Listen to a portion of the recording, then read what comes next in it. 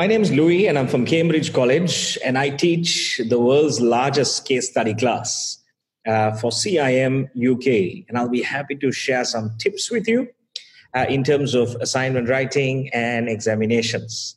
So the number one tip that you need to be mindful about when you're writing your assignments for CIM is to get feedback on time. So make sure you be behind your lecturers, WhatsApp them, you can contact them from all possible means and ensure that you get feedback at least 5 to 6 times and finish up your assignments pretty fast.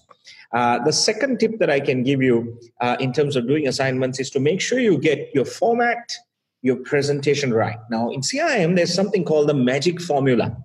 Right? The magic formula is concept, application, evaluation, and presentation. So get your magic formula right. Ask your lecturer about the magic formula because it varies by different stages. Concept usually is very high in the first stage. And then even as you go to the final level 7, you'd ask to be evaluative in your writing. Not descriptive, but to be evaluative in your writing. What that means is you need to be critically evaluating. You need to be critical about the themes or the organization or the various theoretical areas that you have selected. Right now on the exams, I can tell you, particularly about the level 7 case study, you need to make sure that you read the case study a few times and start on your analysis pretty fast and ensure that you know the 4 corners of your syllabus. Right? In our case study class, we have close to 400 students this time doing the HSBC case study this time in July 2020. And I can tell you one of the first things that I do is to get people started to understand the 4 corners of their syllabus. What it means is you'd write short notes. So you have 6 chapters.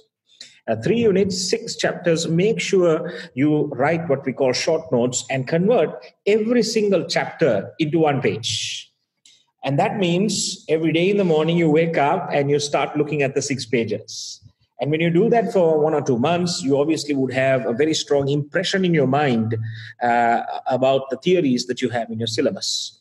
And therefore, when you go to the exam hall, your tutor would also help you with some areas to focus on and your strategic audit. And you will be able to retrieve fairly easily when you have written your short notes.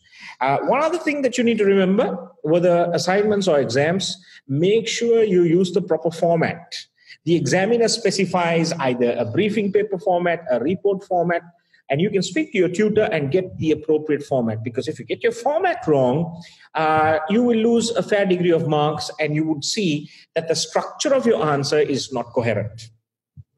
And in terms of your work, fundamentally, guys, see the examiner as your customer. Sell your work to the examiner. Sell the sizzles. Put the bells and whistles and sell the sizzle. Right? Make sure you treat your examiner as a customer, and you are packaging this beautiful masterpiece. You are, Picasso. You are creating this lovely piece of creative work. Your assignment to be given to the examiner to mark you. What a brilliant thing that is. Right? So be on top of it. Make sure you do your best. All right. All the best to you, and do keep in touch if you require any assistance, and wish you best of luck. Cheers.